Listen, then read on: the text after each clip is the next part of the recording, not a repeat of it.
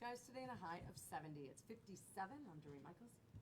We like to bring you all kinds of stories during the Miracle Marathon to show you what Children's Wisconsin does and is capable of, and what the day-to-day functions are here at the hospital. And not all of the stories that we bring you clearly have happy endings. Some of them do.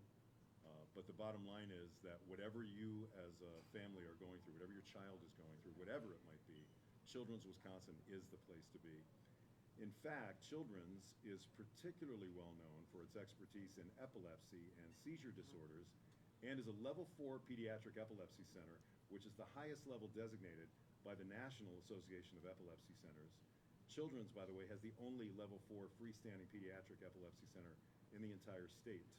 And what this designation means is Children's provides the highest level of complex and specialized care for children living with epilepsy, state-of-the-art facilities, and one of the leading surgical pediatric epilepsy centers in the entire country. So yet another thing that Children's Wisconsin excels at.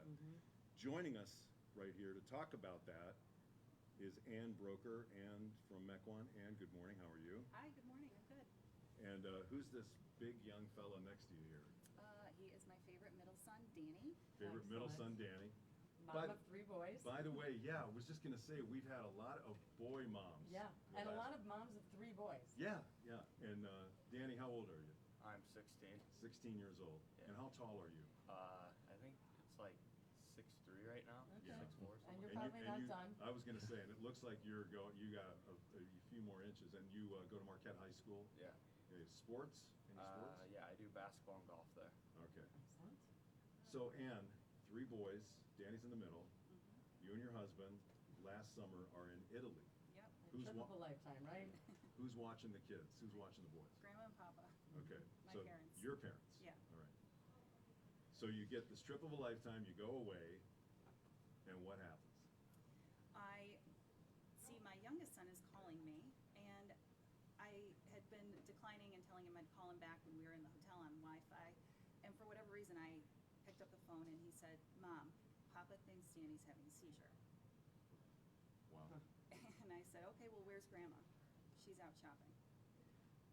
And I didn't know what to do in that moment, except that I knew my dad was with Danny, and I hung up on my son and I sent a text to both of my parents, call 911 and get Danny to Children's.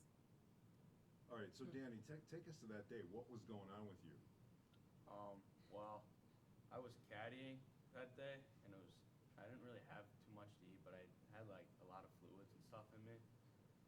And then the person I was caddying for knows me pretty well, and I was like kind of slurring my words and like kind of dazing off and like tripping and falling over myself. Wow.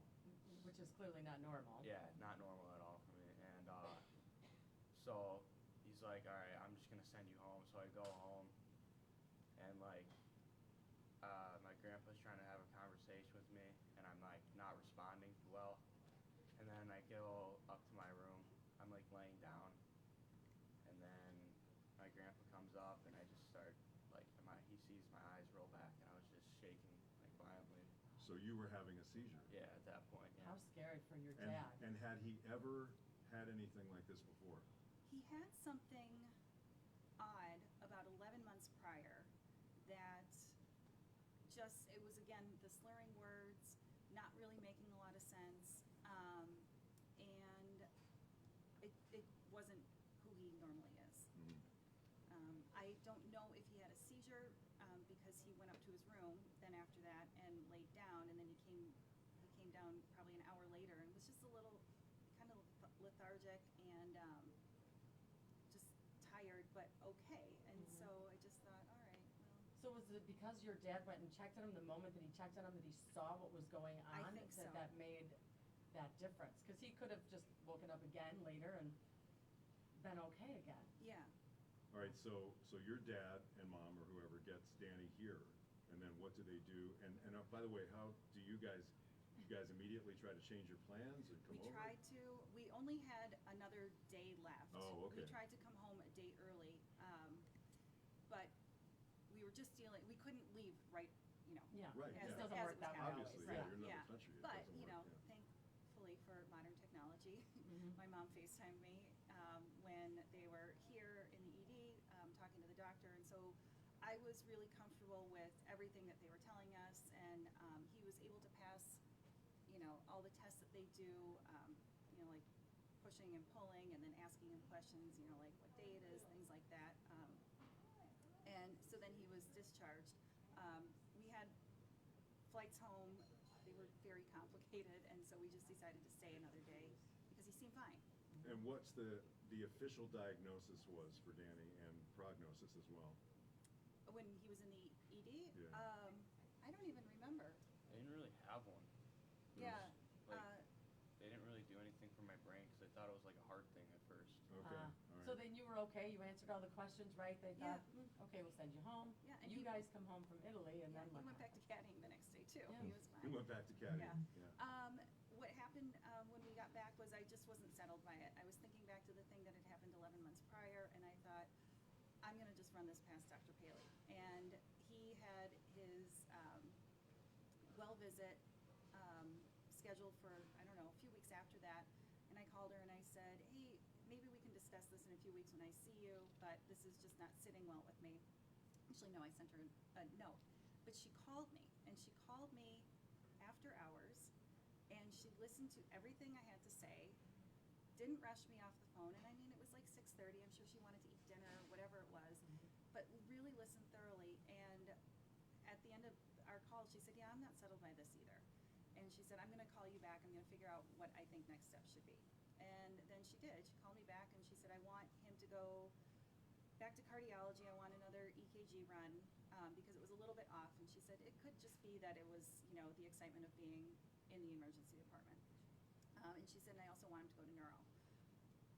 And I thought, okay, we'll do this. I also thought, is this a little much? I don't know. Yeah. But then I don't sign my name MD like she does. So we did it.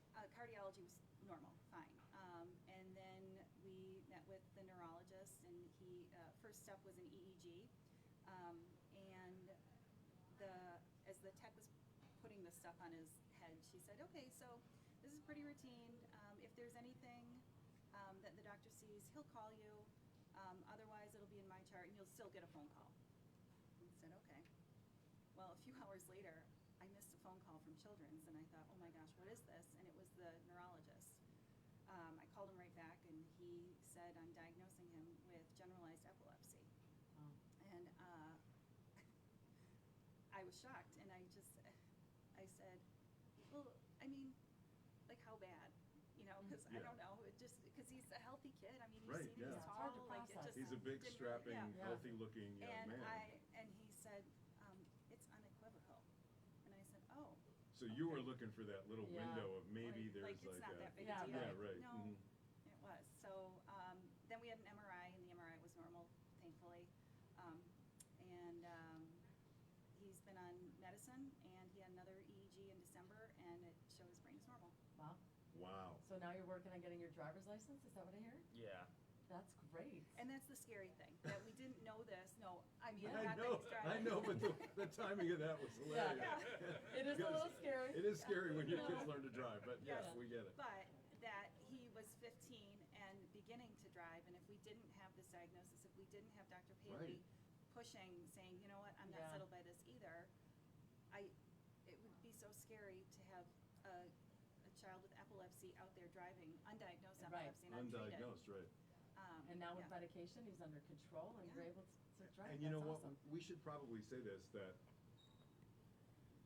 he's had a children's pediatrician this whole time, I mean, Right. right, since the The time? whole time? Yeah, the whole time. Yeah. So his regular pediatrician is a children's pediatrician, so Yeah. obviously, and we saw this yesterday too, where just the training, the experience, the repetition of dealing with kids all the time, the little nuances that they are able to notice versus less experienced doctors when Right. it comes to dealing with children really does make a difference. It And the really does. connections.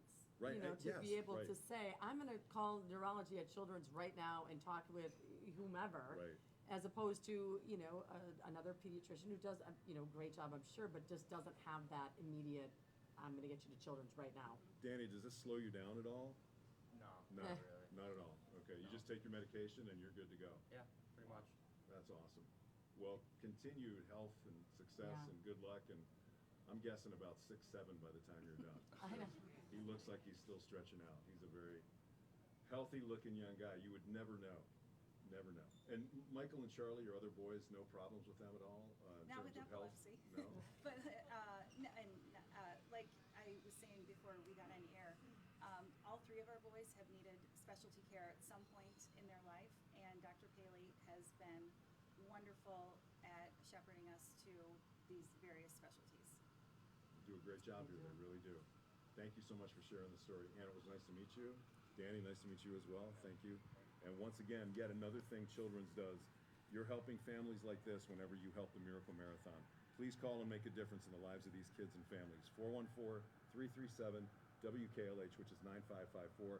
And go to our website as well, WKLH.com. We're back with more in minutes on 96.5 KLH.